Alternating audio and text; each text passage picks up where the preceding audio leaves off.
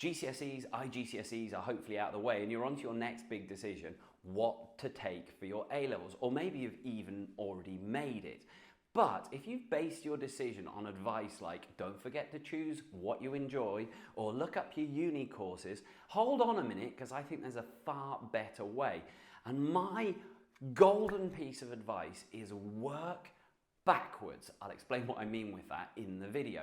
However, even with that golden piece of advice, this year the world is a very, very different place and you need to take other things into account. Stick around in the video, I'll explain it. If you've got any questions, ask me. Let me know if you've decided your options already.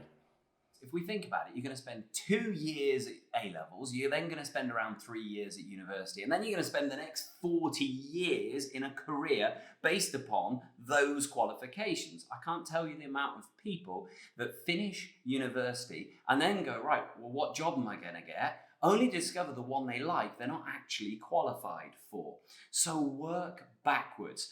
Even now, yes, I say, go on a job website. Go and have a search. Imagine that you're at the end of your university and you've literally got to get a job. Which ones do you like the look of? Which ones pay you the salary you want, give you the holidays you want?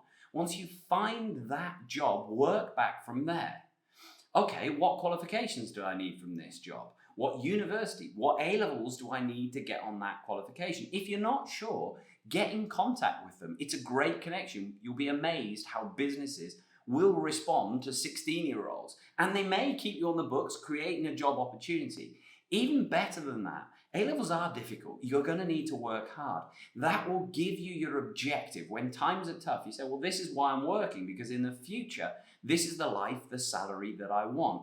So work backwards. The next piece of advice that I'm giving the students this year is, wow, watch out. Never has there been such an uncertain time. Have a look at these videos. We're now starting to see these models, these platforms, be able to perform really high level, what we consider to be really high level intellectual work. So already the current models of AI, they can code better than, let's call it 60, 70% of coders. Now, we're talking highly skilled jobs that pay really good salaries and that up until recently has been entirely a seller's market in Silicon Valley. A lot of that work is going to go away. That's going to duplicate itself across professions. What jobs are going to be made redundant in a world where I am sat here as a CEO with 1,000 AI agents? Right. I was thinking of all the names of the people in my company who are currently doing those jobs. I was thinking about my CFO when you talked about processing business data, my graphic designers, my video editors, etc. So what jobs are going to be impacted? Yeah, all of those. So I think... And what do they do? Maybe this is useful for the audience. I think if your job is as routine as it comes, your job is gone in the next couple of years. So meaning if in those jobs, for example, quality assurance jobs, data entry jobs, you're sitting in front of a computer and you're supposed to click and type things in a certain order.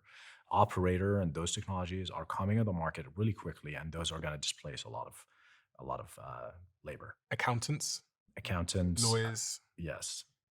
Scary stuff then. So what's the answer to all of this? What have you got to do with the world you're going into? Well, I spend a lot of time thinking about this as I work with UNESCO in an advisory role on AI, and I also have another YouTube channel about AI and teaching, which you can see up here.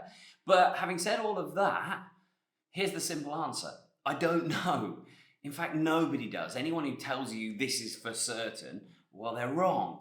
It's moving so fast that all you can do is use as much common sense as you can and read as much as you can, watch as much as you can, and try and look into the future with a bit of guesswork. Does this seem like a job that's going to stick around, or are you going to be studying for something that's going to vanish? That's the end of the advice I give to my students. I'm sure it's left you with lots of questions. Please write them below and I'll try and answer them in the comments section. Hope it helps, and good luck with making your decisions.